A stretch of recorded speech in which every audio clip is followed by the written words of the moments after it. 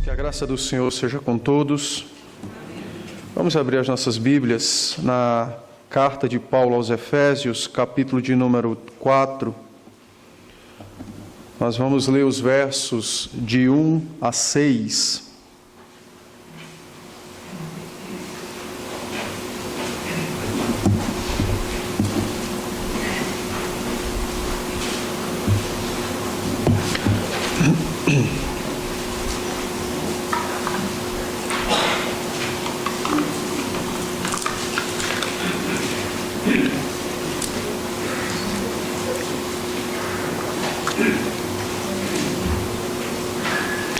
Carta de Paulo aos Efésios, capítulo 4, os versículos de 1 a 6.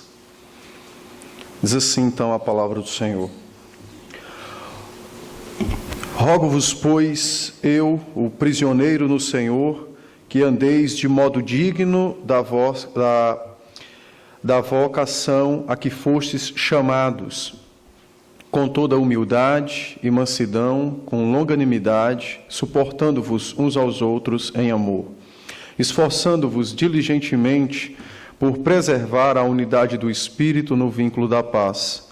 Há somente um corpo e um Espírito, como também fostes chamados numa só esperança da vossa vocação. Há um só Senhor, uma só fé, um só batismo. Há um só Deus e Pai de todos, o qual é sobre todos e age por meio de todos e está em todos. Amém. Vamos orar. Ó Senhor, a sua palavra foi lida, desta feita com o propósito da pregação.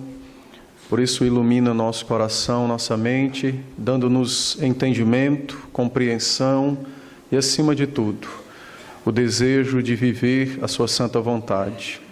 Fala a nós nesse momento, pela sua palavra, instruindo-nos, aconselhando-nos, corrigindo-nos, moldando todo o nosso ser segundo a sua vontade, a fim de que o teu santo nome, o nome do teu Filho e do teu Espírito, sejam honrados nessa terra por meio de nós, teus filhos, teus santos, como diz a palavra, homens e mulheres que são conhecidos porque portam o nome do Senhor.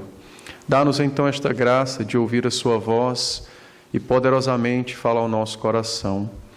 Sê com esse teu servo, tem misericórdia, meus pecados, minhas falhas, debilidades, fraquezas, não sejam impedimentos para que o teu povo ouça a sua voz, mas poderosamente que o ministro interno, o teu Espírito, use esse teu servo para a glória do teu nome.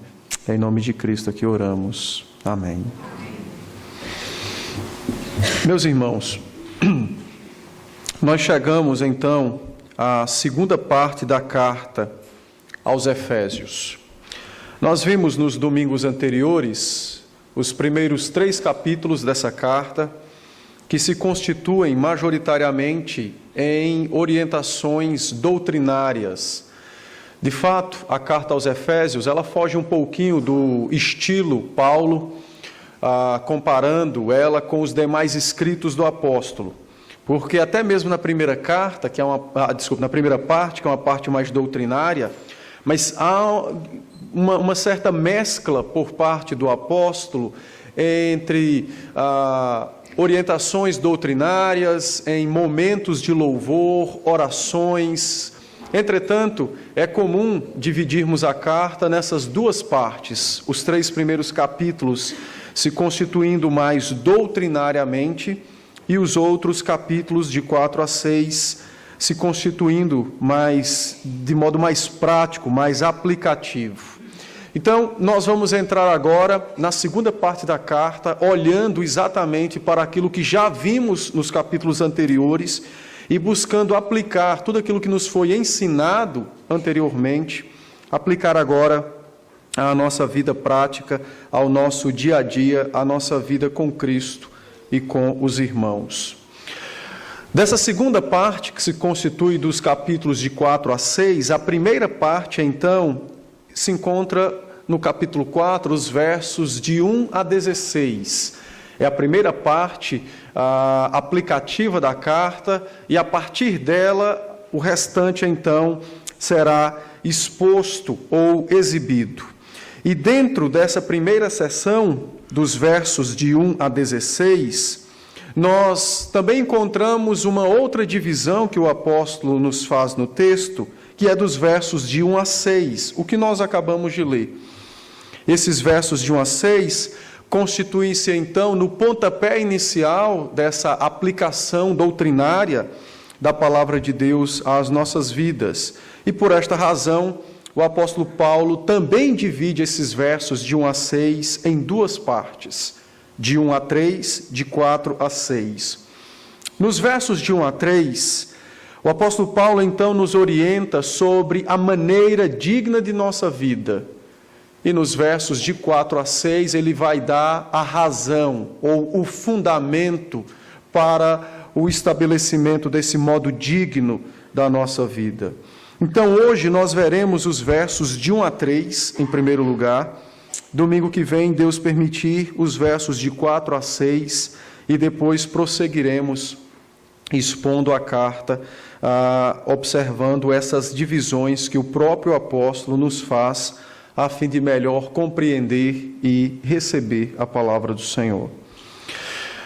Dadas essas informações, então, é importante também lembrar aos irmãos que nos capítulos anteriores, aonde ele nos trouxe a orientação doutrinária, nós vimos Deus, por meio do seu Espírito, na pessoa do seu servo, o apóstolo Paulo, instruir a igreja na face da terra.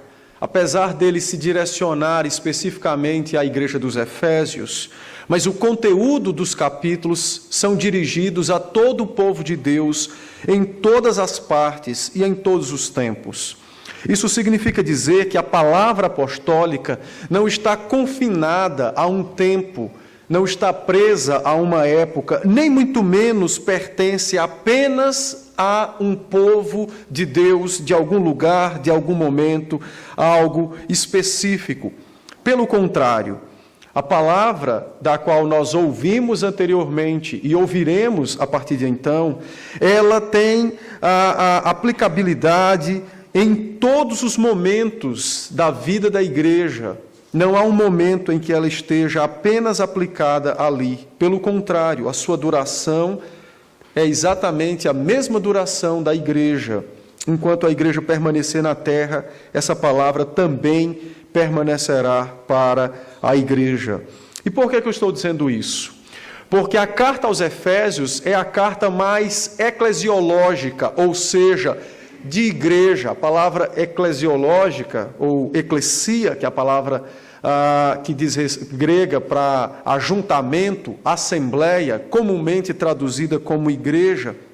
Essa carta é a carta que mais trata sobre a igreja, sobre o seu relacionamento com Cristo, como nós já vimos nos capítulos anteriores, e agora vai tratar sobre como os crentes, membros da igreja, pertencentes ao corpo de Jesus Cristo, como eles devem viver e se portar na face da terra. E é importante entendermos isso. O Espírito Santo usou seu servo, Paulo, para instruir aqueles irmãos e para nos instruir hoje, praticamente 1950 anos depois. E essa verdade precisa ser bem entendida por nós, a fim de que nossa vida não seja padronizada por épocas, por costumes ou por tempos, mas o padrão da nossa vida cristã tão somente é Jesus Cristo, revelado a nós na palavra, trazido ao coração pelo Santo Espírito de Deus. Então, é importante entendermos que nós temos um padrão, esse padrão é absoluto, é imutável e ele é universal, não se esgota, não se esvai, nem pelo tempo, nem pelos costumes, nem pelas nações, não importa quem nem aonde esteja a igreja, ela sempre terá um padrão, e esse padrão é o próprio Senhor Jesus Cristo, revelado a nós pela sua santa palavra. Quando Paulo diz àqueles irmãos, e é interessante observarmos isso, porque nós estamos na segunda parte da carta, é a parte de aplicação da carta. Paulo poderia ter iniciado essa parte de outras formas, mas o Espírito não permitiu. Pelo contrário, Paulo diz aos seus ouvintes, tanto os efésios como nós, e ele diz: eu sou o prisioneiro de Cristo.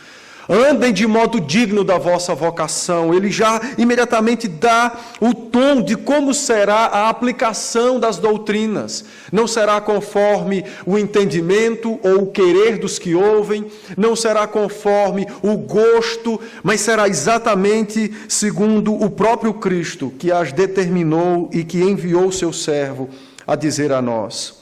A palavra andai de forma digna, a palavra digna aqui, ela tem um papel ou tem um sentido de padrão. Andai segundo o padrão da vossa vocação.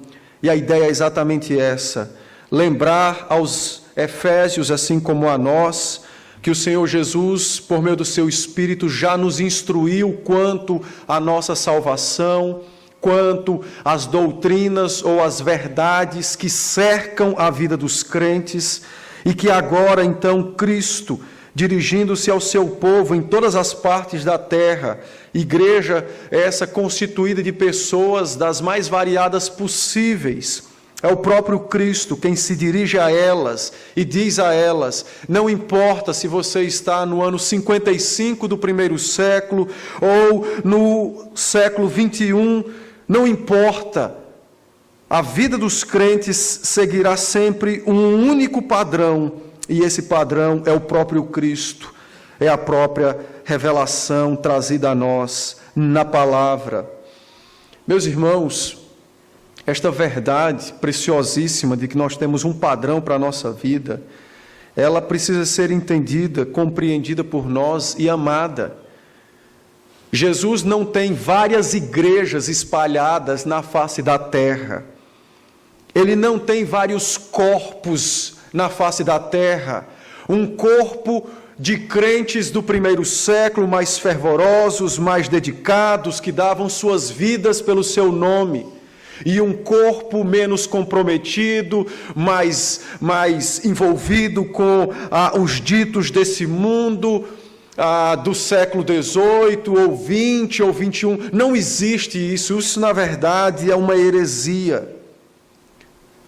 O Senhor Jesus Cristo tem apenas um único corpo, desde Adão até o último crente que haverá de nascer na face dessa terra. O seu corpo é constituído, sim, de homens e mulheres nascidos em diversas épocas da história humana, de diversos povos, possuindo diversos costumes, modelos de vidas anteriores ao Evangelho. Mas o Senhor Jesus Cristo só tem apenas um único corpo, a sua igreja, a noiva, da qual a promessa lhe é dada de herdar o reino dos céus. É bem verdade que o corpo de Cristo é representado na face da terra de modo visível por congregações como a nossa. Mas a nossa congregação não é a única parte, ou não é a igreja de Cristo de modo isolada. Ela tão somente é uma parcela que representa o corpo de Cristo nessa cidade ou nesse bairro, mas o Senhor Jesus tem apenas um único corpo, ainda que representado por diversas congregações espalhadas na face da terra, mas é um único corpo. É por esta razão que a vida dos crentes não pode ser ou não pode possuir disparidade. Nós não podemos ler nos livros de história e encontrarmos os mártires, membros do corpo de Cristo, dispostos a dar suas vidas para não negar o seu Salvador, e olhar para nós hoje e achar que os tempos deles eram mais fáceis do que os nossos, como se lá tivesse uma outra igreja diferente da nossa, da dos nossos dias. Talvez não haja nenhum soldado, talvez não haja nenhum imperador exigindo confissão de nós. Entretanto, todos os tempos, em todas as épocas, os crentes sempre tiveram o mesmo lugar no corpo de Cristo, o mesmo dever de viver de modo digno ou padronizado por Cristo, e sempre foi exigido deles confessar Jesus como seu Salvador. Quando um crente, por exemplo, nega o Senhor Jesus Cristo, talvez não com as suas palavras, mas com as suas atitudes, são crentes que compram e não pagam, são crentes que dão golpes nos seus trabalhos, são crentes que se divorciam por modos, pelas coisas mais variadas e banais possíveis, com essa vã ideia de que precisam ser felizes na face da terra, sem entender que a felicidade se encontra em amar a Cristo e viver por Ele. Apenas a título de exemplo, isso são formas de negar a Cristo, sem termos um soldado com espadas tentando nos matar, ou leões tentando nos devorar. Quando nós, por exemplo, questionamos as Sagradas Escrituras, aplicando aquele velho e maligno princípio, quando queremos fazer nossas vontades e questionamos o texto dizendo, mas essa palavra foi para aquela época, não é para nós hoje. Isso é uma forma de negar o Senhor Jesus Cristo. Quando os crentes, por negligência, não vêm à casa do Senhor, é uma maneira de negar a Cristo, porque estamos dizendo ao mundo e ao próprio Senhor Jesus que meus interesses, meus afazeres, meus prazeres são maiores, são mais importantes do que Ele.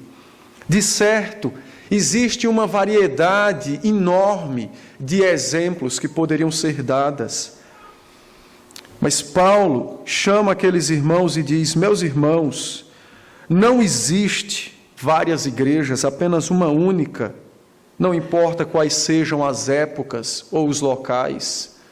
Pode ser numa cidade como a nossa, ou numa tribo indígena, não interessa, num quilombola. Não importa se os membros da igreja virão de famílias moralmente corretas, ou se virão de vidas promíscuas. A partir do momento que se unem a Jesus Cristo, suas vidas são dirigidas pelo próprio Cristo. E Ele se torna o padrão da nossa existência e da nossa vida na face da terra. É por esta razão que o apóstolo principia a sua segunda parte da carta, a parte aplicativa, dizendo àqueles irmãos, andai, ou andeis, ou andem de modo digno da vossa vocação a que fostes chamados. A palavra dignidade, como eu disse, ela tem o sentido aqui de padrão, critério para a vida. Paulo diz aos crentes, vocês são crentes? Eles respondem, sim. Vocês foram unidos a Jesus Cristo pelo vínculo do sangue do próprio Senhor Jesus? Sim, fomos unidos. Pois a partir de agora, suas vidas precisam se conformar, se adequar, serem moldadas pelo próprio Jesus Cristo, que se uniu a vós. Às vezes, quando nós ouvimos ou lemos este verso, a ideia de dignidade vem a nós como se fosse uma ideia de valor, como se nós pudéssemos agregar valor ao Evangelho por uma vida correta. Não é assim que funciona. A palavra grega para dignidade, a qual estabelece para nós um padrão, ela tinha um sentido comum, de modo demonstrativo, como o fiel da balança. Ou seja, a palavra era usada para mostrar quando os dois pratos de uma balança estavam nivelados, iguais, equivalentes. O que o apóstolo nos diz pela ação do Espírito é que a partir do momento que nós nos unimos a Jesus Cristo pela fé, a vida dos crentes vão ser erguidas, levantadas, equiparadas, mediante a vida do seu próprio Salvador, Jesus Cristo. Na balança dessa existência nossa, de um lado está Cristo, e do outro cada um dos seus santos. E Deus, pela sua palavra e pelo seu Espírito, vai fazer com que essa disparidade não exista mais, a fim de que os dois pratos da balança estejam equivalentes. Quando Paulo diz, vivei de modo digno, pelo padrão da vossa vocação, da vossa união com Jesus Cristo, da vossa salvação. A ideia de Paulo é que nós pensemos, é possível haver um crente, homem ou mulher, que diga que crê e que ama a Jesus Cristo, sendo que Jesus, sendo o Deus Todo-Poderoso, por um breve momento, deixou sua glória e se humilhou na terra. E este crente, que diz crer e amar a Cristo, ser arrogante, será possível? Será possível alguém que diz crer em Jesus Cristo, como diz Mateus 28, manso e humilde de coração, e este crente que diz crer e amar a Cristo, ser encrenqueiro, confuseiro, iracundo, e alegrar-se com o seu pecado, sob a justificativa de que é assim, eu nasci assim, foi assim que eu fui criado, não quero lutar para mudar, meu coração não se amoldará ao Evangelho, eu sou assim e eu vou ser assim. Será possível?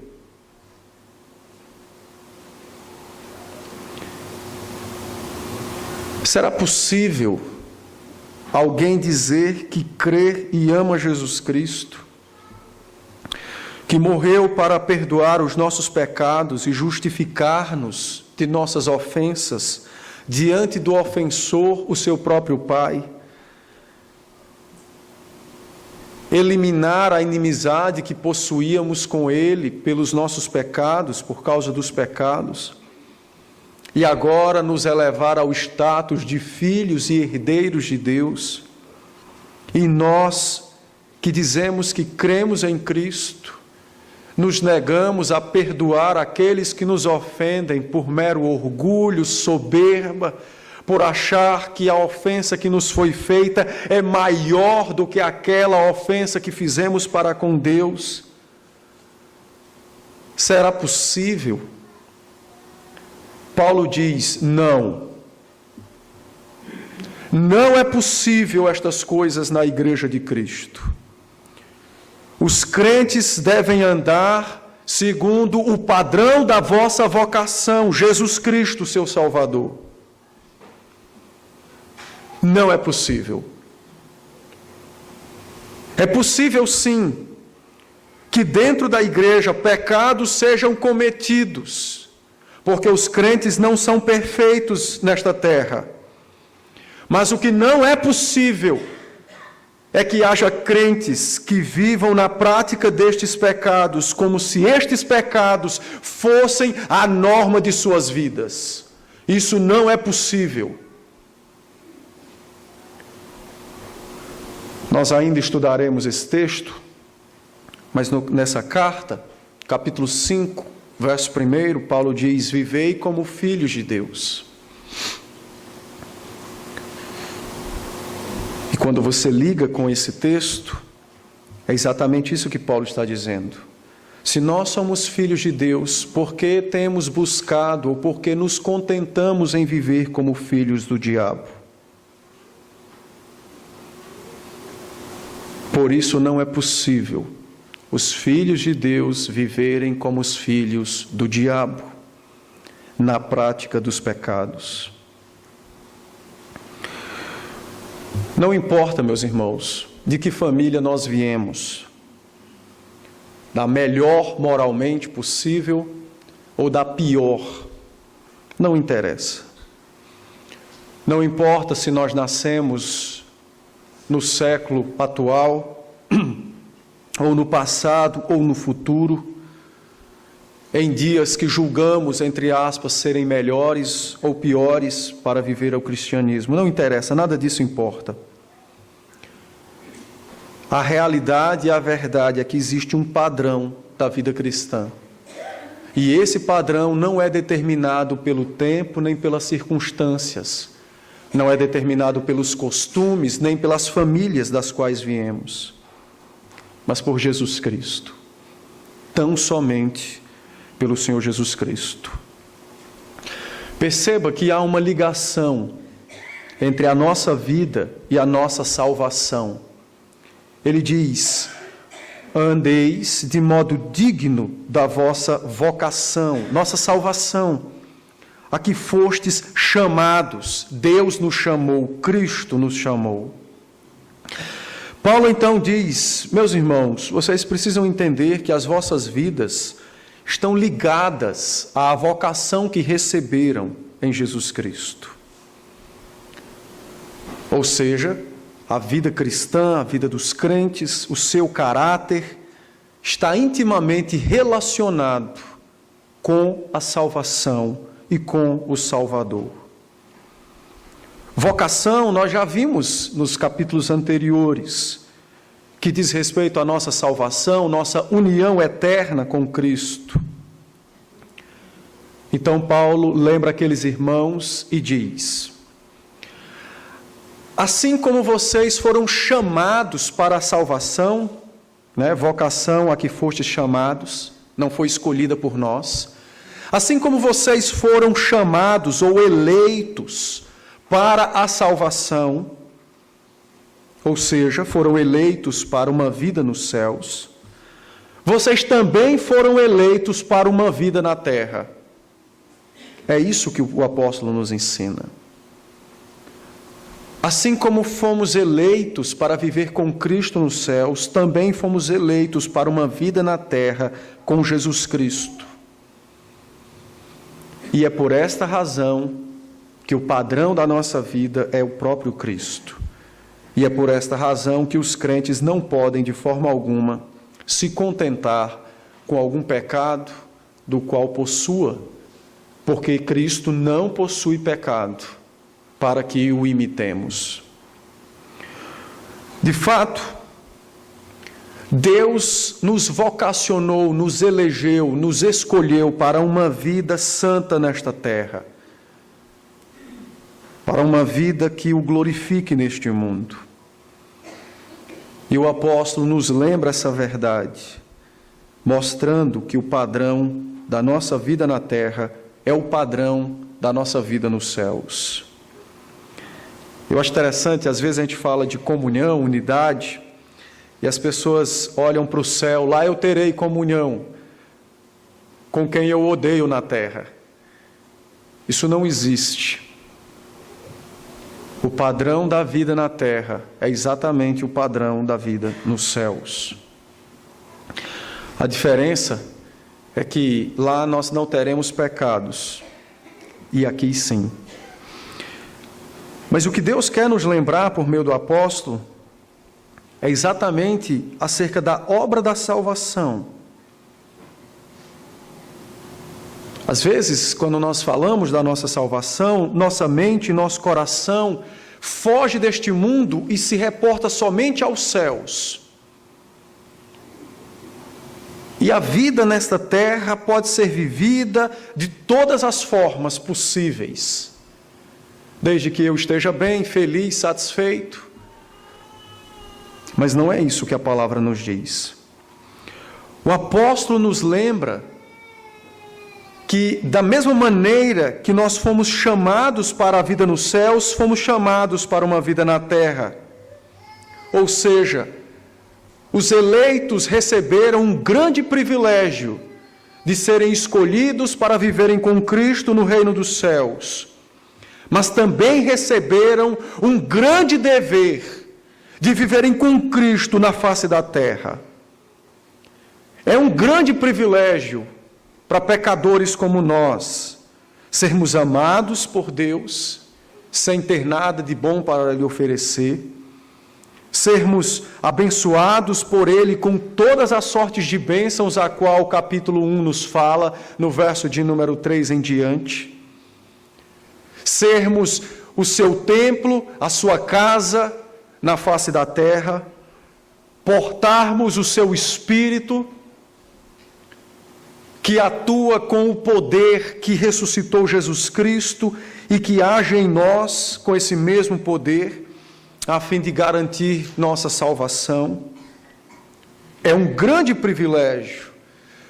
Nós hoje não temos mais medo do inferno, porque a palavra nos diz que fomos transportados, retirados do reino das trevas para o reino da luz do Filho do seu amor.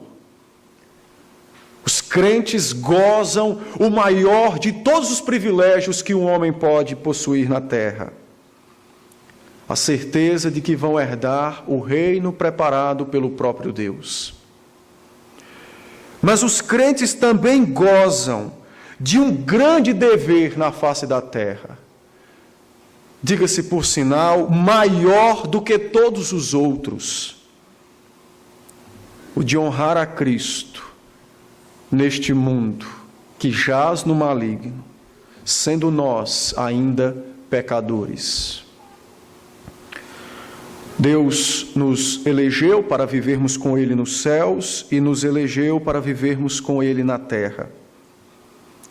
E esse grande dever ou responsabilidade não pode ser ignorado sob a desculpa de que somos falhos e pecadores, sem haver de fato uma luta dentro de nós pela mortificação de nossa carne e a vivificação de nossa alma, sem haver uma luta constante por nos parecermos mais com Cristo, sejamos nós noviços na fé ou já experimentados nela. Deus nos chamou a viver nesta terra a vida da salvação. Como salvos, nós precisamos viver nesta terra. E aqui, meus irmãos, se encontra a grande diferença, o enorme abismo que existe entre o moralismo humano e o poder do Evangelho que transforma pecadores. Não existe na Bíblia uma cartilha com meros princípios morais. Não mintais, não roubeis. Não. As religiões pagãs é que dependem do moralismo humano para a sua salvação.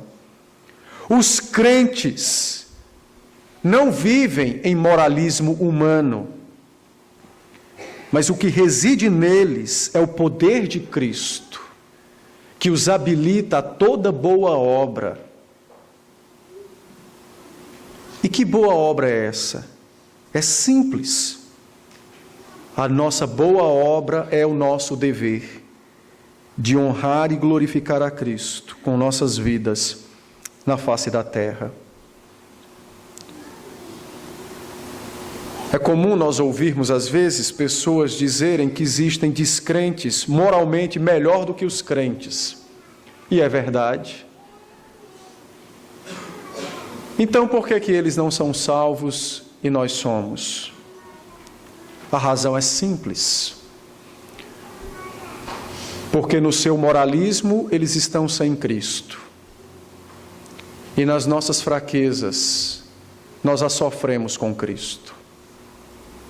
Mas o fato de termos Cristo e ainda sermos fracos não nos isenta do nosso dever de glorificar a Cristo com vidas piedosas e santas na face da terra.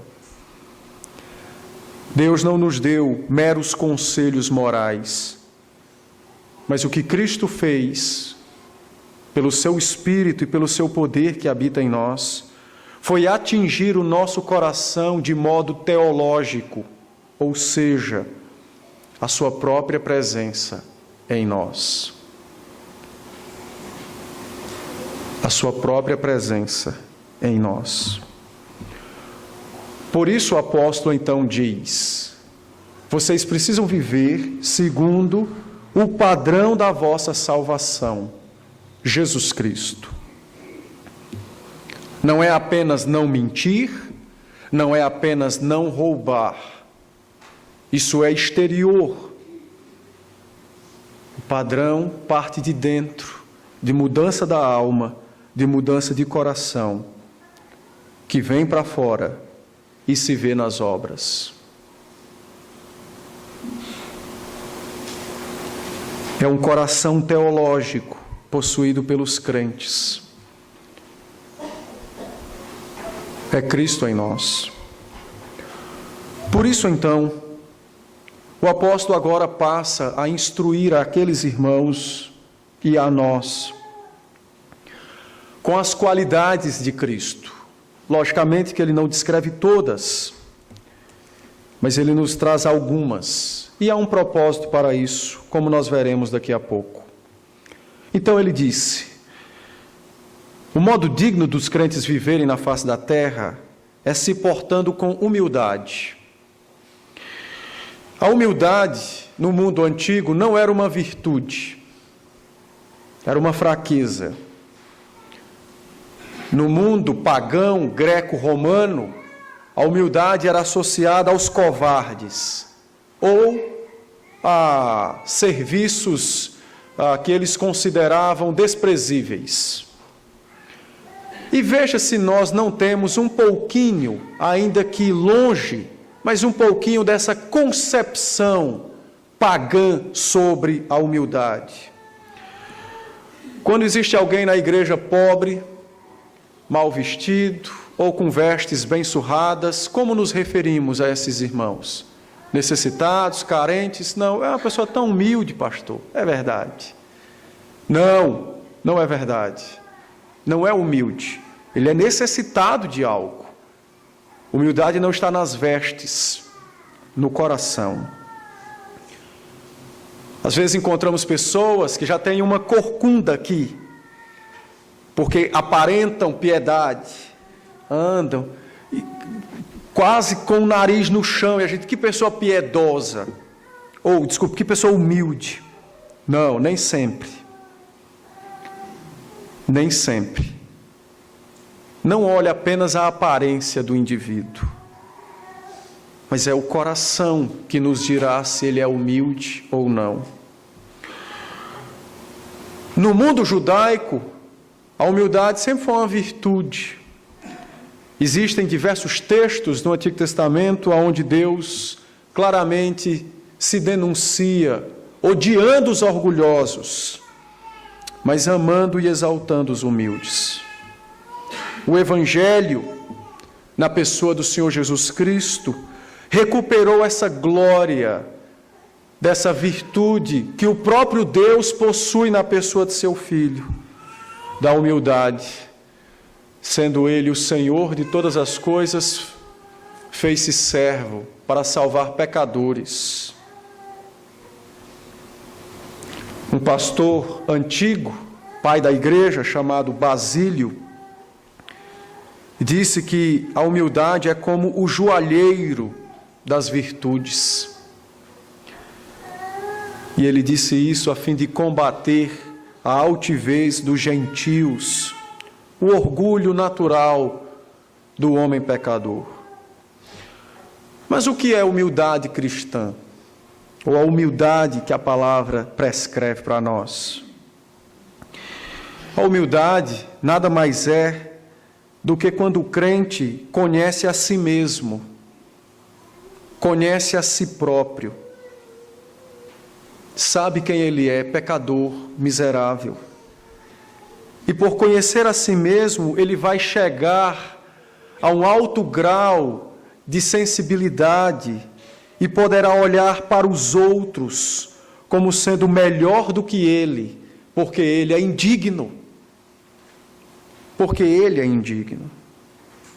Reconhecer conscientemente nossa indignidade é o primeiro passo da humildade cristã. É o primeiro passo da humildade cristã. Estimar os outros, olhar para os outros como melhor do que nós, é o segundo passo da humildade cristã. E veja se não foi isso que Cristo fez. Sendo o Senhor da glória, dignou-se a vir a esta terra na forma de um servo, nascido num curral. Seu berço foi um coxo. E por que razão? Porque considerou-nos melhor do que ele? Não. Mas dignos de seu amor, sendo nós os piores da face da terra. O que nós fazemos com frequência? Humilhamos os outros. Os outros são pecadores e eu não tenho pecados. Você é doido? Vou ter pecado? Não, quem tem é o outro. No muito eu erro, piso na bola, dou um vacilo. Mas quem é pecador é o outro. Ainda que você diga isso de forma muito mansa, quase que não dê para ouvir o som de sua voz, isso não é humildade. Isso é um orgulho, é soberba. A humildade nasce no coração e, em primeiro lugar, nós temos que reconhecer nossa indignidade, nosso pecado, saber que somos pecadores. Quando isso abrigar o nosso coração, nós certamente iremos olhar para o nosso irmão e reconhecer nele alguém melhor do que nós. Mas enquanto você olhar para o seu próximo e achar ele pior do que você, não há humildade ainda no seu coração. Você pode dar o seu corpo para ser queimado por alguém. Ah, que obra linda. Pode ser, mas não haverá humildade no seu coração. No seu caso isso aconteça, de dar a sua vida por alguém, as pessoas poderão ver a dor física, mas não poderão ver a soberba da alma. Nós vamos entender, e Cristo nos chamou para compreender quem nós somos, pecadores, miseráveis, pecadores indignos. O que há em nós é o favor de Deus, é a graça de Deus. É isso que há em nós, é o favor de Deus, é a graça de Deus. No Evangelho de Mateus, capítulo 5, verso 3, o Senhor Jesus disse então que bem-aventurados são os humildes, e eles receberão grandes dádivas da parte de Deus. Os humildes ali não são os pobres, os necessitados, são os crentes que se reconhecem como pecadores. E aí sim, aquela palavra a qual Cristo deu aos orgulhosos, dizendo: eu não vim salvar justos, eu não vim para os sãos, eu vim para os doentes, os pecadores. Essa é a bem-aventurança de Mateus 5:3. Quando realmente, conscientemente, nós entendemos quem nós somos, pecadores, então a graça de Cristo ocupa todo o nosso ser, ou ocupará todo o nosso ser. Em segundo lugar, a humildade cristã precisa ser entendida por nós, que ela começa quando nós nos colocamos ao lado de Cristo. Estamos com Ele, Ele é o nosso Salvador, fomos unidos a Ele pelo vínculo da fé, pelo seu sangue. E então agora nós recebemos do próprio Cristo a vontade de Deus. Qual é? Viver segundo o padrão de nossa vocação. Ou seja, há uma expectativa divina para a nossa vida. Se é que podemos dizer essa palavra expectativa. Mas há uma ordem de Deus para o modelo do qual nós devemos seguir na nossa vida. Quando consideramos isso, nós vamos entender se somos humildes ou orgulhosos. Você pode viver a vida cristã ou atender a esse padrão perfeitamente? Você pode passar, fazer um teste simples, uma semana, sem mentir, sem pensar mal, sem falar alguma coisa da qual precisa se arrepender? Não. Ninguém pode. Quando nós olhamos para quem está do nosso lado na nossa jornada cristã, que é o próprio Cristo, já que estamos unidos a Ele, nós então somos conduzidos à humildade, por ver a sua glória, majestade e perfeição, que como um espelho reflete o nosso pecado, as nossas fraquezas e as necessidades de mudança. Humildade, então, meus irmãos, é conhecer quem nós somos, pecadores. Olhar para o outro como melhor do que nós e olhar para Cristo e ver em Cristo, ou na palavra de Cristo, os nossos pecados expostos. Quando isso acontecer, nós compreenderemos o que é humildade. No mundo, humildade implica inferioridade. E existem pessoas que se acham humildes porque têm aquele complexo de inferioridade.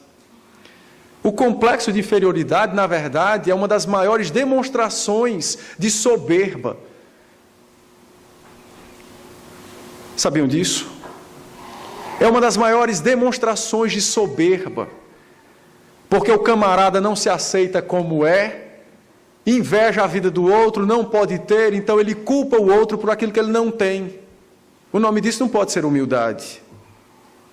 Porque no fundo, quem sente complexo de inferioridade, ele quer ser maior do que aquele, que ele julga ser maior do que ele. Na verdade,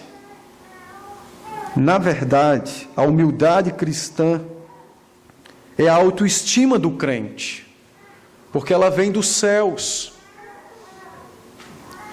É o camarada entender que ele não tem nada, não pode nada, é morto nos seus delitos e pecados, e um Deus absoluto, santo, que tem milhões de anjos para o adorar, que não pecam, quis ainda mais camarada, quis salvar esse camarada. Se o cara não tiver a autoestima elevada com essa grande verdade, então ele merece ir para o inferno mesmo.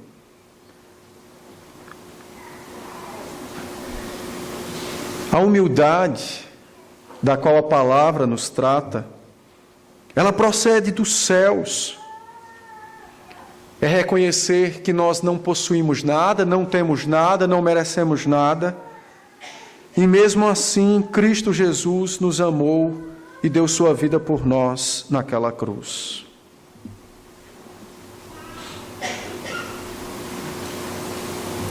Nós precisamos lutar contra a soberba do nosso coração e entender e assumir as nossas fraquezas, nossos pecados, nossa indignidade, para que a glória de Cristo, a sua palavra, seja vista e operada em nós cada vez mais. Em segundo lugar, ou a segunda palavra que o texto nos trata é sobre mansidão. Há uma confusão acerca da palavra mansidão. As pessoas acham que ser manso é ser lerdo. Aquela pessoa que quase não anda é lerdo, ou fulano é tão manso. Não se engane. Ele pode ser um iracundo. Aquela pessoa tão lenta. Fulano é manso, quase não fala. Pois é. Mas Jesus disse que é do coração que procede o homicídio, não é das palavras. Mansidão aqui implica em gentileza. Mansidão e gentileza andam juntas. Ser manso é ao mesmo tempo ser gentil. A palavra mansidão é exatamente empregada no coração humilde que reconhece suas fraquezas e é capacitado pelo poder de Deus a sofrer injúrias, a sofrer ofensas, sem o desejo malicioso de vingar-se. E a razão é simples do porquê de mansidão vir após humildade. Porque como somos pecadores, se nos enxergarmos melhor do que os outros, qualquer ofensa nos dará o justo motivo de nos vingarmos. Mas se reconhecermos nossas faltas e tivermos o outro acima de nós, o poder de Cristo habilitará o nosso coração a sofrer com o pecado do outro, sem termos o desejo de nos vingarmos, mas nos lembrando que nós também somos pecadores. Aristóteles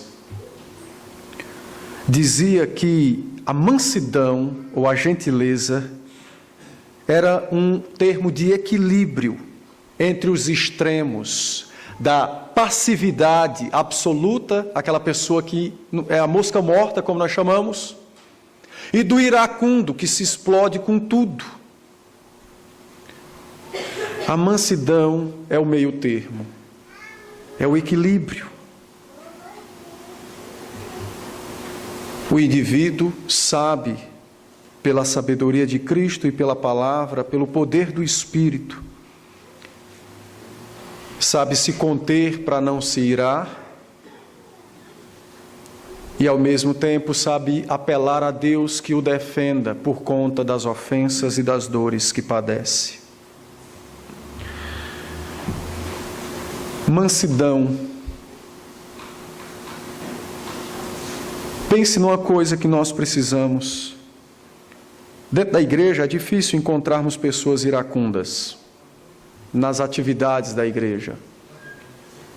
Mas nos nossos lares, com a nossa esposa, com o nosso marido, com os nossos filhos, pense num pecado que é cometido por nós, sem muitas vezes trazermos peso ao nosso coração, por ofender a Cristo e ao nosso cônjuge ou aos nossos filhos.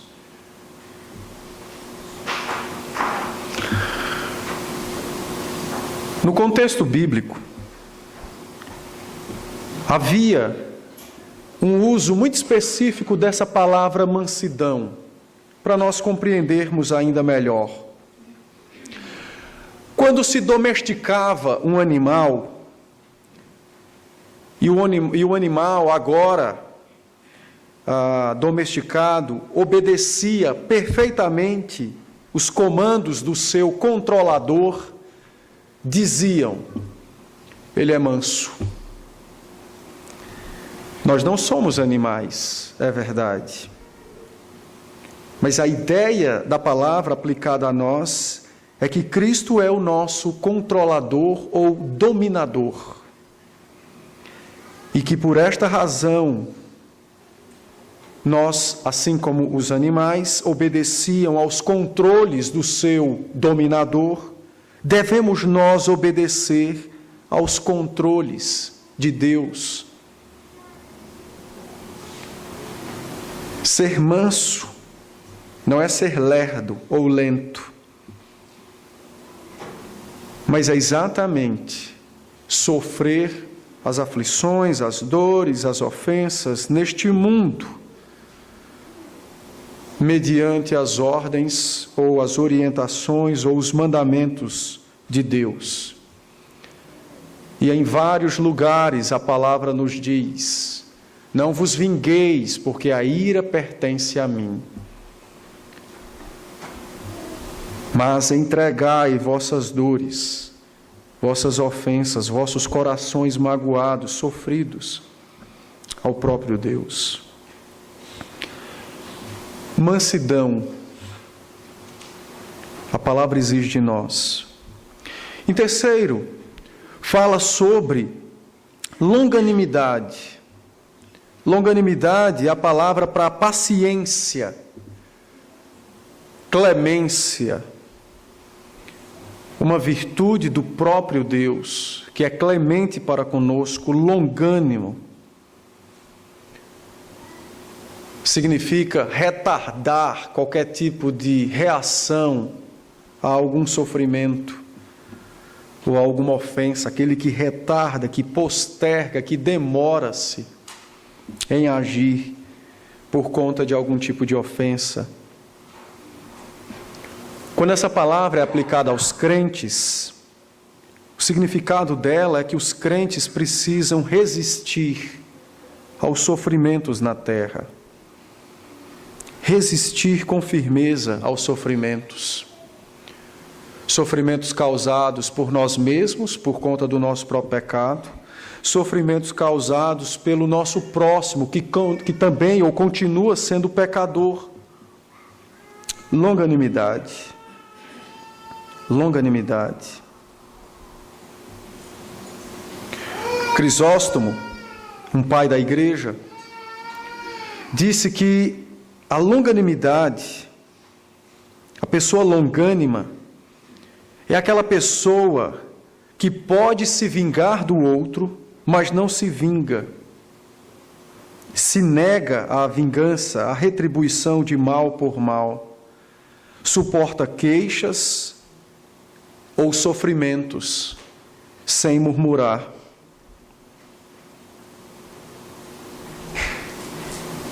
Ele entrega suas dores àquele que é poderoso para sará-las. Quando os crentes são longânimos nos seus relacionamentos, eles são pacientes amorosamente como Deus é conosco. Nós pecamos, Deus não nos fulmina, mas nos oferece oportunidade de perdão. Quando os crentes são longânimos, antes de se exasperarem, antes de se estribarem nas suas razões, pacientemente e amorosamente eles oferecem o perdão àquele que lhe ofendeu. Assim como Cristo, na cruz do Calvário, que no exato momento de sua crucificação ainda intercede por aqueles homens dizendo: Pai, eles não sabem o que fazem. E nós, nos nossos relacionamentos, na nossa vida uns com os outros, quando alguém faz a menor coisa contra nós, nós nos encapamos como se fôssemos maiores do que Cristo. E dizemos: Pai, Ele sabe o que faz. Então bote uma espada na minha mão que eu vou cortar o pescoço dele. Não agimos com longanimidade, com clemência, não estendemos a oportunidade àquele que nos feriu, para que se arrependa e que o relacionamento seja restaurado. Não. Nós preferimos as queixas às vezes, né? Preferimos as queixas, preferimos ficar em inimizade, não falar um com o outro e hipocritamente dizemos: tem comunhão na igreja. Que mentira, tem nada. Se pessoas não se falam, não, tenho 30 anos na igreja, mas tem aquela pessoa que eu não falo com ele. Por quê? Não, porque um dia não sei o quê. Longanimidade é uma virtude dos crentes, da qual pertence ao próprio Deus. Paulo também nos diz que os crentes devem suportar uns aos outros em amor. Suportar não é aguentar ninguém. Suportar aqui é exatamente a junção dessa paciência, dessa mansidão, que é gentileza, com esse coração humilde, na hora das provações, na hora do sofrimento. Ter autocontrole na hora das provações. Nós somos provados diariamente, mas especificamente trazendo para dentro da igreja, nós somos provados em diversos momentos na nossa vida cristã. Diversos momentos nós somos provados. E Cristo então diz: tenham autocontrole nos momentos das provações. Não há motivo para deixar o outro, abandonar o outro, lançar para fora. Mas lembrando-se daquilo que foi feito por vós, perdão de pecados, perdoai também. Por isso que a ordem de Cristo é suportai-vos em amor. O apóstolo deixa ciente para nós, a nossa vida cristã não vai ser fácil. A nossa vida cristã não vai ser um mar de rosas nessa terra. Os nossos irmãos em Cristo vão ser tão piores quanto nós nesse mundo. Como nós vamos viver? Como seremos um corpo? Como Cristo terá apenas uma única igreja? É exatamente quando nossos corações são moldados por Ele, transformados por Ele. A realidade das nossas fraquezas não é negada. Pelo contrário, o que é afirmado é o poder de Cristo, que já habita em nós pelo seu Espírito, que é poderoso para subjugar qualquer comportamento pecaminoso, tanto físico quanto da alma, a fim de conformar nossas vidas ao próprio Cristo, à sua própria vontade. Os crentes precisam entender essa verdade. Nós precisamos compreender isso, porque sem isso não há igreja. Veja o verso 3. Esforçando-vos diligentemente por preservar a unidade do Espírito no vínculo da paz. Esforçando-se não é algo fácil. Demanda trabalho, perseverança. Hoje nós conseguimos vencer um pecado, amanhã ele volta de novo, ele é como o cabelo que corta e cresce no mesmo instante. Os crentes não são chamados a descansar nesta terra, mas nos céus. Nesta terra nós iremos trabalhar arduamente, uns pelos outros, contra o pecado, contra Satanás, e não contra os outros. Por Cristo, pela sua igreja, pelo seu reino. Por isso o apóstolo diz: esforcem-se com diligência, determinação, esforcem-se para progredirem de modo unânime contra Satanás, contra o pecado, para que haja unidade na igreja, na congregação, que é uma parcela do corpo de Cristo. Esforcemo-nos para que haja de fato essa unidade no Espírito, no vínculo da paz. Unidade no Espírito nada mais é do que unidade dos crentes. É isso que significa unidade do Espírito, é a unidade dos crentes. Porque os crentes possuem o mesmo Espírito, como é que eles não terão unidade no Espírito? A unidade do Espírito é a unidade dos crentes. Os crentes possuem o mesmo Espírito age neles, atua neles. A unidade da igreja não é algo que é feito por nós. Vamos fazer um culto, pastor, para ver se a gente consegue animar os irmãos para terem mais comunhão. Não precisa. Isso é mascarar o pecado. A unidade na igreja ela é provocada pela presença do Espírito nos crentes.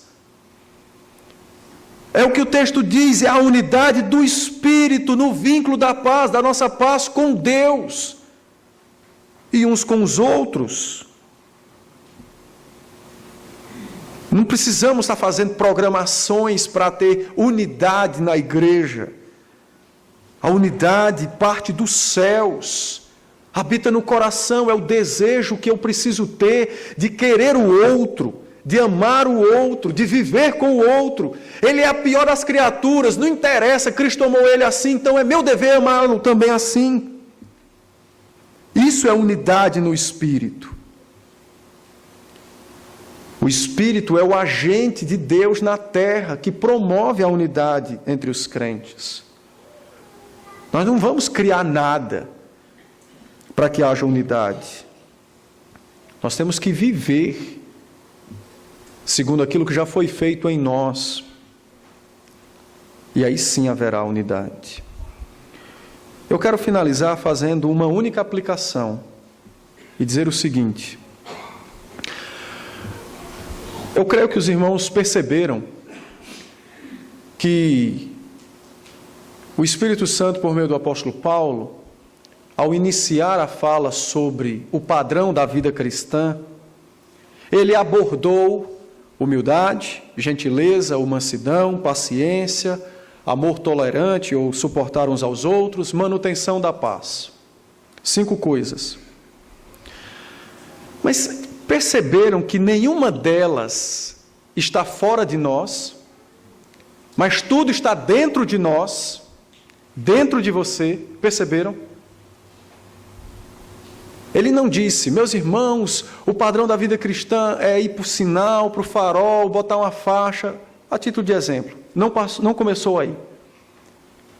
Ele abordou o seu coração, a sua alma. Por que ele fez isso? Por que Deus quis fazer isso? Muito simples. Porque todas estas virtudes são contrárias ao nosso egoísmo. São contrárias àquilo que nós pensamos ser o melhor para nós. São contrárias ao padrão do mundo. São contrárias à vaidade, ao egoísmo, ao ego do ser humano. O padrão da vida cristã não começa com aquilo que é feito com as mãos, mas é exatamente em mudar o coração, arrancar o egoísmo que provém do diabo e trazer de fato a humildade, o amor, a santidade do próprio Cristo para colocar no lugar. Deus está exatamente, por meio do seu Espírito e do seu apóstolo e da sua palavra, trabalhando contra o nosso ego, porque tudo isso aqui é contrário ao padrão do mundo, é contrário ao pecado. Antes de se dirigir a nós para nos ensinar como devem ser os nossos comportamentos uns com os outros, Deus se dirige a nós para transformar nossa alma, nosso coração, para arrancar, extirpar egoísmo, vaidade, altivez, arrogância, soberba e qualquer tipo de coisa desta natureza maligna e contrária a Ele, ao seu Filho e ao seu Espírito. Hoje, quando voltarmos para as nossas casas, pensemos sobre o nosso padrão de vida cristã. E não olhe para o que você faz. Olhe para o que você é, dentro do coração. Ah, não, eu sou o melhor crente, eu dizimo, eu leio a Bíblia. Já li a Bíblia 30 vezes. Que maravilha. Pouco importa. A questão é o coração. É a alma.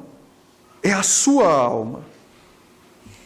Ou vocês acham que é à toa a palavra que Cristo nos deu em Mateus capítulo 10, verso 39, quando ele disse: quem perder a sua vida por minha causa, achá-la-á. Está falando de morte, não, porque Judas morreu e não recebeu os céus. E morreu por causa de Cristo, né? Porque ele ficou perturbado do juízo e se suicidou porque traiu o Filho de Deus. A perda da vida a qual Cristo trata ali é exatamente a mudança do coração, da alma.